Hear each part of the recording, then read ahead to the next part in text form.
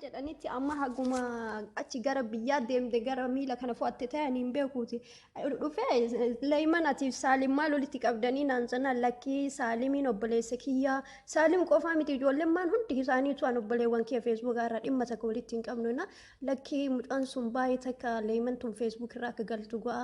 Akkami yeroon waa'ee gandummaa dubbatti hingaa waa'ee gandummaa kana keessa argaa immoo aneessa waa'ee gandummaa iyyuu dubbadhe akkami akkana natti yaadde koy kaan jedhu namni ani ittiin mari'adhu suni Jawaar ta'eeti moo Siifida nama as keessa jiru ani engadda akka carraa ta'eeti beeta sababa wanni tokkootiif gara community kanachi bilbilee ijoollee achi na beektu wayitu na gaafate ati bakka hojiitti bahu sodaadhaa fi achi nu bilbilta maaliif akkanatti dhugaa dubbachuudhaa fi waan Saalimsitti dhaadatuuf nullee isin dhiifnu naan jedhan maal balleesse jennaan gandummaa keessaa yoo ati hirkan fudhatin isin dhiifnu naan jedhan ati maal balleesse mee waa'ee gandummaa Saalim ati obboleessi kiyyaan si kabaja dhugaan gandummaa ni qaba hin qabu bar. No way ani laa tokkoffaa ani nama gandummaa deemullee miti nama akkasii hamatee yookiin akkasii miti. Social media irratti namni nabe kan hin qoosan tabadda like gandum kun ees ta'e jinnii ta'e maali ta'e Oromoo haa ta'u nama haa ta'u isatti amana malee unkutaa kana sanii nan beekanii maybe namni sun yoo nama wal dhabsiisuuf waan akkasii uumuu taate maal beekan hatta bira tarte yoo isin Leeyman sana waan tokko naa goote isin kararraa galchitan dhugaa isinii kafale jettee akka waan kafalte wiixiin illee irratti sheetaan dhugaa wallahi billahi sheetaan dhagoo qaba kana. Ani kafale ka. Ande. Wallahi ande. Amma akka atini social media irraa galtu ani kafale. Jamu yugun waan jira. Salim atin kolfita uga atin kolfita ani aaresi gaafata raawad. Atin kolfita ani aaresi gaafata zarameen kolfin garuu dubbiin tun dhuguma ani baasee namatti illee ni manne achi ijoolleen tun illee teennuma inni illee kennuma kanaan jedhu waan barbaade ajoo an qoy ani gandummaa ni dubba ajee sammuu kee keessa baay'ee of naannesse garuu asi dhiyeenya kana qofa waa'ee hayyoota xixiqqoo tuttuqanii jennaan gandummaa tana leellisuullee sun intaane dhugumarraa hundaa'ee dubbadhaan si galee amma si mala sababa godhatanii akka waan ati ergiteetitti siin dhiifnu maalu wantoota akkasiisantu jira beeta hay osoo waallee nagu ani itti gaafatamaan isa ka jedhu achi si bilbilu gaa'u dubbadhe akkami akkana yaaddatan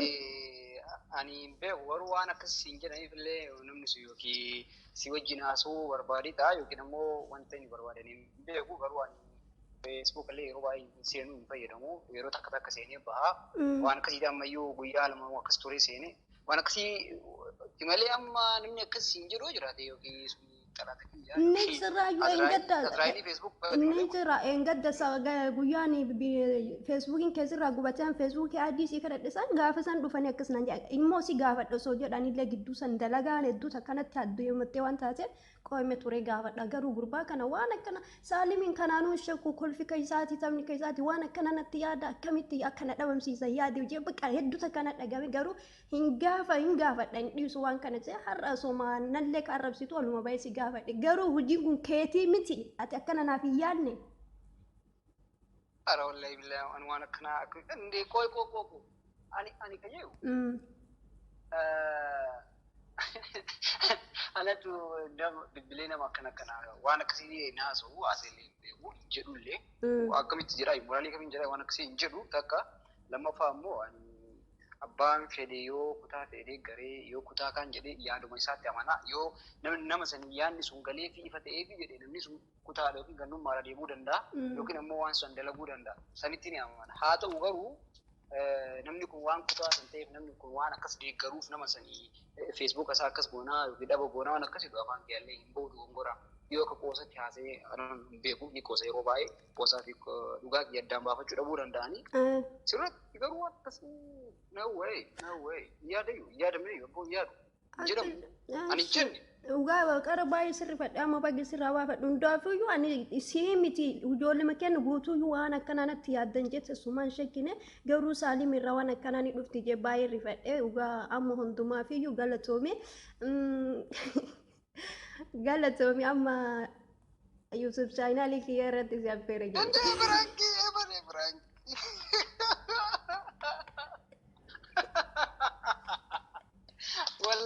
billahi wala shakkee wallahi shakkee ture. ati waa akka waan badduratti yaadne ni beeka galatoomi dhuga. Wallahi.